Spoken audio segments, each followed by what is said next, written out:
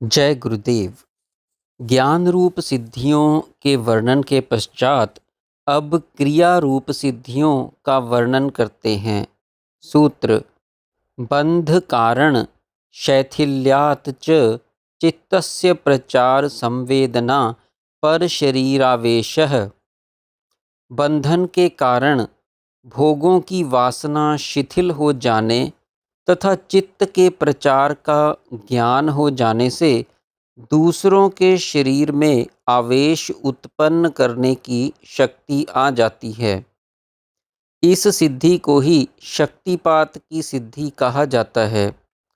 यह सूत्र शक्तिपात के गुरुओं के लिए मार्गदर्शक है। सबसे प्रथम आवश्यकता बंधन का कारण ढीला करने की है।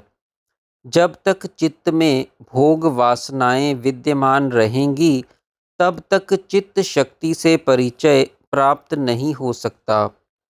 चित्त का अर्थ यहाँ पर चित्त के आधार पर कार्यशील चेतन शक्ति से है। चित्त जड़ होने के कारण आवागमन या किसी भी प्रकार की क्रिया करने में असमर्थ है। प्रचार, प्रसार, संचार अथवा फैलाव चित्त के आधार पर शक्ति की ही होती है। जब तक चित्त में वासनाएं विद्यमान रहती हैं तब तक वासनाओं के आधार पर शक्ति की क्रियाशीलता चाहे अनुभव हो जाए। शक्ति का वासनाओं से मुक्त आवागमन तथा प्रचार प्रसार अनुभव गम्य नहीं हो सकता। चित्त शक्ति के आवागमन के ज्ञान के पश्चात ही आवागमन पर नियंत्रण का प्रश्न उदय होता है। नियंत्रण के पश्चात ही शक्ति को शिष्य की ओर प्रसारित करना, उसे रोकना, शक्ति को वापस बुलाना या शक्ति को किसी विशेष दिशा की ओर मोड़ना, वेग का कम ज़्यादा करना संभव है। उसके पश्चात शिष्य में चित्त शक्ति का आवेश उत्पन्न किया जा सकता है या उत्पन्न करने का प्रयास उचित है। शक्तिपात चित्त की स्वाभाविक स्थिति होने पर ही करना उचित है। गुरु बनने के आवेश में जो साधक शक्तिपात करने की जल्दी करते हैं वे चित्त की अस्वाभाविक अवस्था में गुरु बन बैठते हैं। उन्हें ना बंधन शैथिल्य प्राप्त होता है, ना शक्ति से परिचय तथा शक्ति के प्रचार का अनुभव। ऐसे गुरुओं को शीघ्र ही अनिष्ट सहन करना पड़ता है। कुछ टीकाकारों ने पर शरीर आवेश का अर्थ पर शरीर प्रवेश करके उस आधार पर विषय का विस्तार किया है, किंतु प्रवेश तथा आवेश में अंतर है। शक्ति तो प्रत्येक चित्त में विद्यमान होती है, किंतु अंतर्मुखी आवेश सब चित्तों में नहीं होता। उनमें बहिर्मुखी कई प्रकार के आवेश हो सकते हैं, किंतु ऐसा आवेश जो संस्कार क्षय का कारण हो, शक्ति की अंतर्मुखी जागृति के पश्चात ही संभव है। उसी के निमित्त साधक जप तप करता है, कृपा प्राप्ति के लिए संतों के आगे माथा रगड़ता है। संतों की कृपा का लक्ष्य अपनी चित्त शक्ति का आलंबन प्राप्त करवाना है। यही दूसरे के अंदर शक्ति का आवेश उत्पन्न करना है।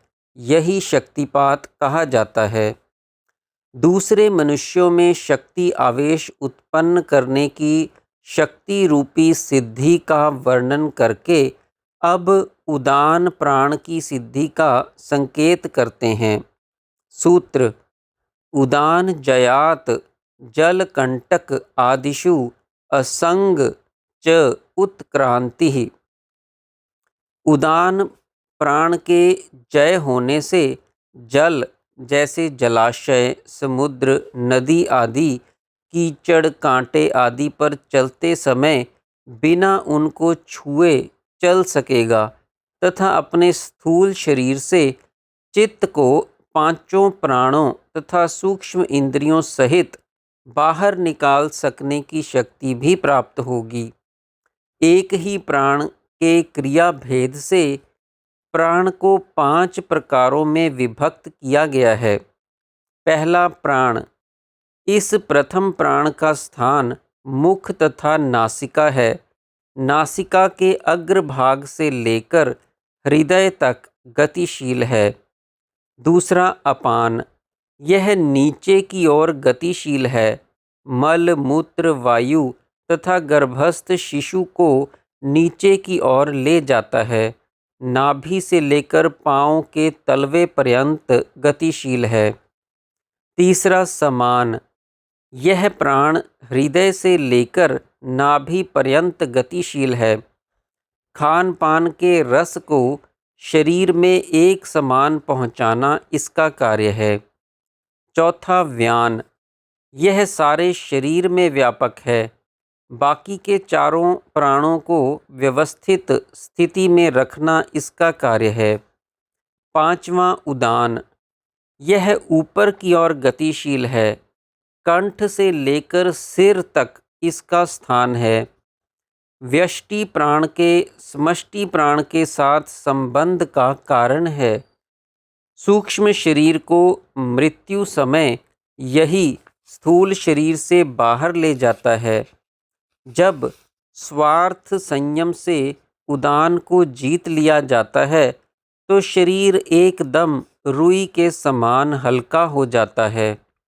वह जल पर चले अथवा कीचड़ में विचरण करे या कांटों पर गतिशील हो, शरीर हल्का होने से उनको स्पर्श नहीं कर पाता तथा योगी इनके ऊपर चलता रहता है। कई टीकाकारों ने उत्क्रांति का अर्थ ऊर्ध्व गति किया है।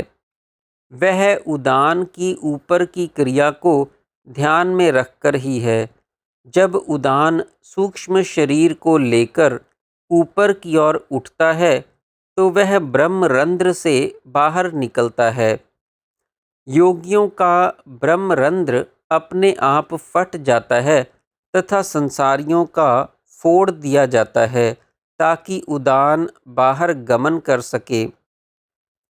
उत्क्रांति का दूसरा अर्थ उदान का चित्त रूपी सूक्ष्म शरीर को पंच प्राण एवं इंद्रियों सहित स्थूल शरीर से ऊपर उठाना है। ऐसे योगी को पर काया प्रवेश की सिद्धि प्राप्त हो सकती है।